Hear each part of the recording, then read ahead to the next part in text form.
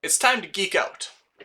So the scientist and me went back through all of last year's kitchen designs and tried to pull out the most common themes and common features that we saw in kitchen design. Now, interestingly enough, we also found a few other tidbits of unique data along the way, or some trends in where kitchen design might be going. A list based off some real data. Let's dive in.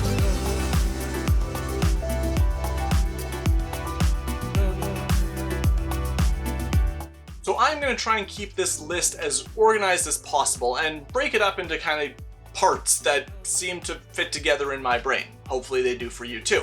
So to kick things off, let's discuss kitchen layouts. As we know, layout is highly determined by the space we're working in.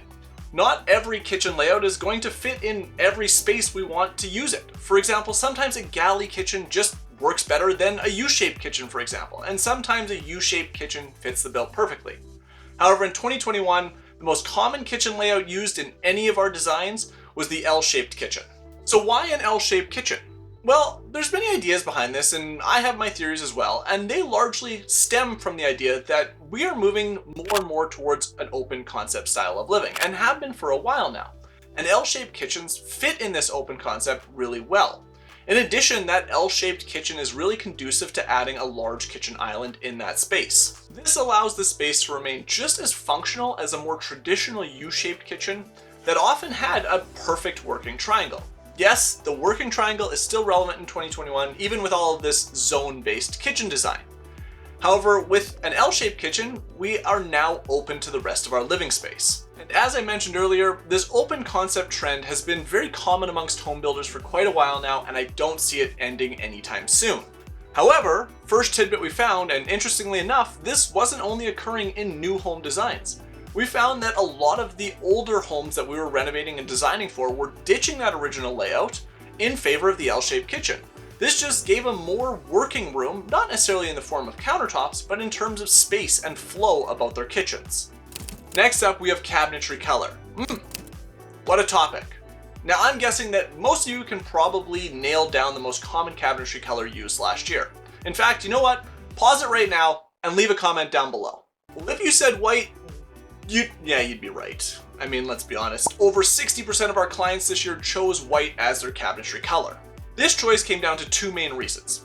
First, they wanted a space that was open, bright, and airy, and they just didn't have enough natural light to achieve it with anything other than light cabinetry.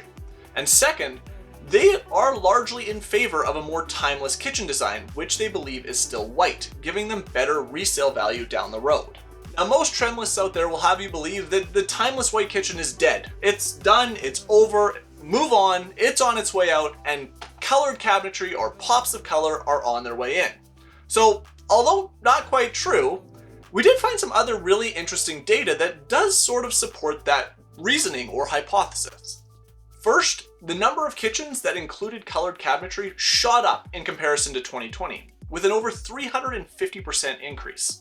And second, two-tone kitchens went up even more, with an almost 600% increase in popularity, especially those that included some sort of natural wood tones. So although white cabinetry or white kitchens are nowhere near dead, and I really don't think they will be anytime soon, colored cabinetry or pops of color and two-tone kitchens are definitely on the rise.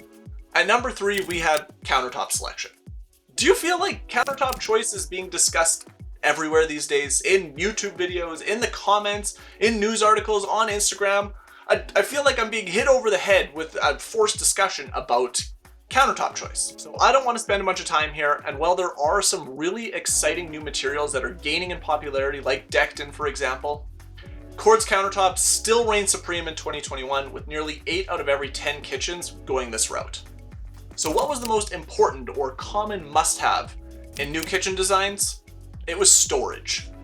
Now, this isn't new. We've always been trying to add more storage to our kitchens. I can remember my grandma's house, where there was little shelves built into the nook underneath the stairs just to get a little bit more pantry storage. You're messy. No, you weren't supposed to see this! Now, what's really changed, it's not just a matter of adding more storage to our kitchen, but adding effective storage to our kitchens. Ultimately, we want to increase the functionality, the usability of our kitchens. We want a kitchen that's easy to cook in, easy to hang out in, not one that's generating stress before we even walk in the room. So in the early stages of your planning, research your storage options, whether it's pantry pullouts, spice organization, corner cabinetry storage. I mean, here alone you have choices like Lazy Susans or Magic Corners, and Mark even talked about a crazy vertical tower that looks like it should be on a spaceship as it extends out of the countertop. Get a few ideas that you might want to include ahead of time. Because let me tell you, many of these solutions will ratchet up the price tag of your kitchen real quick. So before you go blowing your budget on the beautiful things that you do see, but don't really increase the functionality of your kitchen, save a few of those budget dollars for the things that you don't see that will make a huge difference down the road. All right, so a few more of those interesting tidbits we discovered along the way. And let me start off by saying, before you nail me to the wall in the comments, just because some of these are less common doesn't make them bad in any way whatsoever. All right, we're good? We can move on? Like I said last week, it's your kitchen, and you should add features that you actually want, not just because they are on somebody's trend list. So let's start with a doozy, open shelving. Now this has been a fun kitchen trend to watch over the last few years because I feel like it's a giant pendulum, like many trends are. With extreme popularity on one side, we're shoving it in every space, everybody wants it. I need it! Whether they really understand why or not, versus the other side where it's largely irrelevant and you never see it. Well, I feel like open shelving is kind of making its way back to the middle, where it's relevant, we're adding it into kitchen design as long as it has a purpose. It's not just being shoved in because every single kitchen on HGTV has open shelving. Well, in the design questionnaire, our clients responded a roughly 3-to-1 rate against open shelving. However, almost all of them also stipulated that they were okay with open shelving as long as it served a purpose or fit the design. This is the happy medium I love. For example, in this kitchen, we struggled to find a balance between small appliance storage and easy accessibility. Some of those small appliances, like stand mixers, can get quite heavy, and not everybody is comfortable moving them every time they're needed.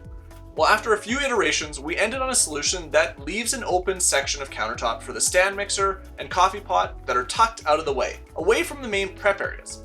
However, in order to make this work, we scrapped a wall cabinet above and added open shelves in the space instead, really rounding out this kitchen design.